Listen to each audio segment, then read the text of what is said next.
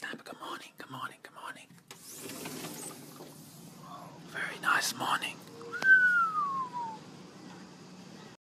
Snapper, what's going on? What do you think of my new shirt? This is my new favorite shirt. I had it custom made from Robin's parents as a Christmas present. This is my angel, this is my animal.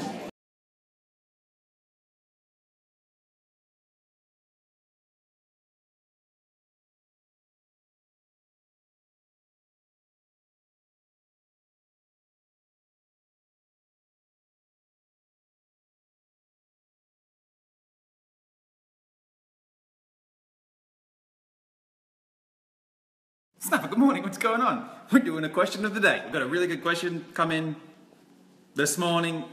Here it is.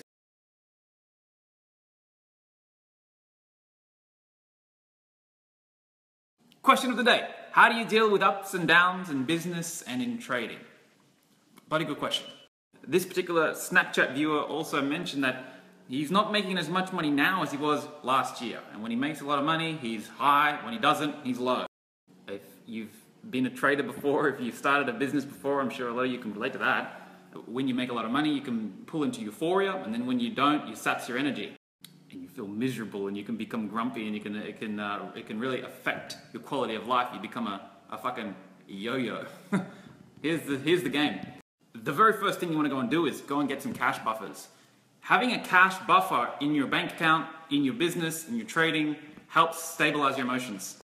If you're an Infinite Prosperity student of ours, you know my story. There was a point in time where I was trading 200 to 300% of my liquid net worth. During that time, it was fucking stressful. During that time, I didn't have any other income stream too. It was trading, and I was trading more than I actually had in net worth. I can't say I regret doing it because it accelerated my journey. It got me here quicker. If I had to have my time over again, I probably wouldn't do it that way. I started out my journey in business and in trading very, very aggressive. I didn't like the idea of having cash sitting in the bank. Why would I ever do that? Inflation's just eating it. But now, having been through that journey, I can definitely attest to the benefits of having a cash reserve, having a cash buffer. I suggest minimum 2 to 3 months, a bare minimum of 2 to 3 months worth of expenses. So if your expenses come to say $1,000 a week, you want to have at least $8,000 to $12,000 in cash sitting there. When you've got 3 months worth of expenses sitting there in cash and the shit hits the fan, you know you can buy yourself 3 months ahead. You can buy yourself 3 months of working on the next thing to get things rolling. Having 6 to 12 months worth of expenses sitting there in cash is even better.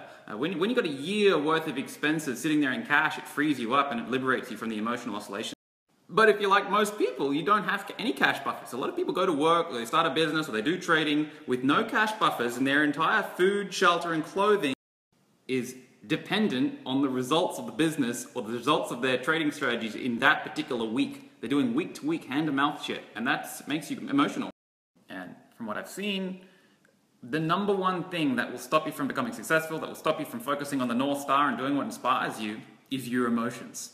Your power is in presence and gratitude. Your power is in neutrality, emotional neutrality.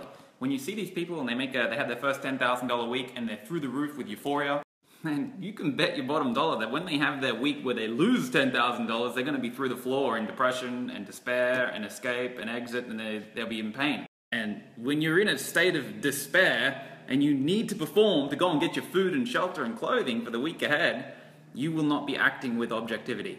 The second thing you want to do is ask yourself, is this business, is this endeavor, is this job, is this thing that I'm trying to achieve, is it really that important to me?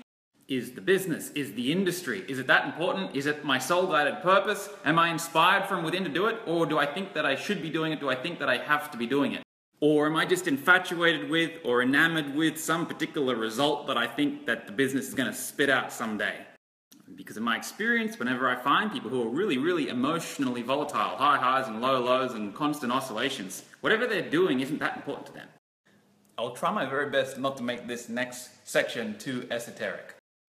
You have the soul and you have the senses. This is your spiritual realm. This is your physical realm. Think of this as light. Think of this as matter. In physics, we know that if you are a photon, a particle of light, you have no time, no space, no charge, and no mass. Down in the physical realm, things are different.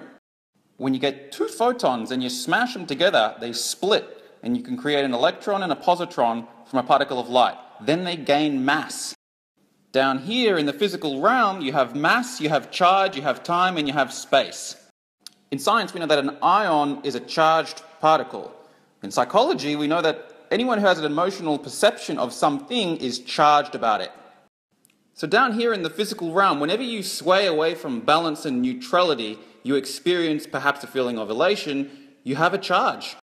Newton's third law tells us that for every action in the universe, there has to be an equal and opposite reaction. For those who feel elation, they must also feel depression. The more elation that you feel, the more depression that you'll feel. These two will always be balanced and conserved in your psyche, and that goes for every single polarized emotion. I see so often people spend their entire lives oscillating. I'm depressed, I'm elated, they're fucking yo-yos, back and forward, back and forward. I'm charged with elation, no, I'm charged with depression. They're charged particles oscillating. They're passing the ions back and forward. There's a word for passing the ions. It's called passion. Everyone promotes passion. They don't really know what the fuck it means. Passion means to suffer. Look up the origin of the word passion. It means to suffer. And you have people leading the personal development space telling everyone to live with passion. That's some dense shit. That's not mastery. To master your life is to pull out of these emotional oscillations. You don't want to live with passion unless you want a dense, emotional fuckathy of a life. That's not to say that things won't press your buttons and make you emotional and give you a charge. Things charge me every single day, but as soon as they do, I pull it back into balance. To stay balanced and to stay on the path and use your soul-guided purpose as your North Star, you move toward the light, you become more enlightened. But to move along this path means you have to embrace both sides of life. You have to embrace the positive charge and the negative charge. There's a word for this. It's called ambition. Ambi meaning two, ion meaning charged particles. Embracing both charged particles. Someone with ambition doing something that's really meaningful to them will embrace positive, negative, elation, depression, goods and bads. Someone with passion, living like a fucking animal, is depressed, chasing the elation. Is high in elation, down in depression. They're chasing the one side. And the more they focus on passing the ion left to right, the slower they're going to get to their soul-guided purpose and follow their mission here on planet Earth. That's why, whenever I coach someone who's really emotionally volatile, the first thing I ask them is, whatever you're trying to do, is it really that important to you? Because I've seen people with ambition. I've seen people who are following their soul-guided purpose and they found it and they know what they're here to do. I've seen people on their mission with ambition.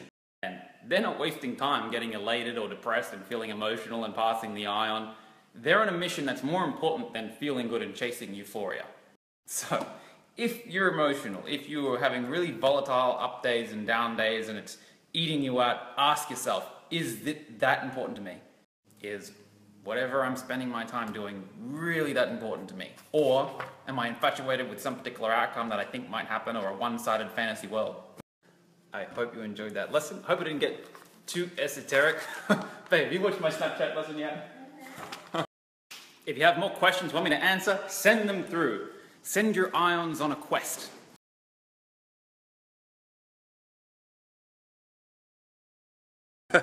This guy's having a rockin' good time. The wind is going that way, you can see on the water, and he's trying to sail that way. Here we go for the turn. I guess I gotta cut in at 45s to go against the wind, eh? Oh, he's got some momentum now. Oh, he's dropped something in the water. He's got a stick trying to collect it. And he's missed it. He missed it. He's got to do a U-turn. You couldn't script this shit. He's got to do a U-turn to try and pick it up. What a nightmare. Here we go. Round two. He can see it in the water there. He's trying to scoop it up. Oh, and he's got it. He's got it. He's thinking, fuck, we should have just got a motor. No, it seems as if they'd missed it. It's still bobbing in the water there. They're going, this is the third attempt. These guys are just chugging piss. This is it. This is the fourth attempt. You can see just in front of the boat there, it's bobbing in the water, whatever they're trying to collect. They're having a mongrel time on the water today. Has he got it? Has he got it? Yes, and they're cheering. He's got it. And now it looks like he's tangled. He's tangled in the... Oh my god. Just take me home, they're saying. I'm sick of this shit. Fuck, if they crash into that jetty, this will just be the snap of the year, won't it? Snapper, what's going on? Look at this afternoon. What a beautiful afternoon. And look at what we've got here. This, my beautiful Robin, has prepared some scrumptious delicacies for me. What do we got? What is this, babe? What do you call this? Like a Buddha bowl thing? Buddha bowl? Oh, very good. Oh, very tasty, babe.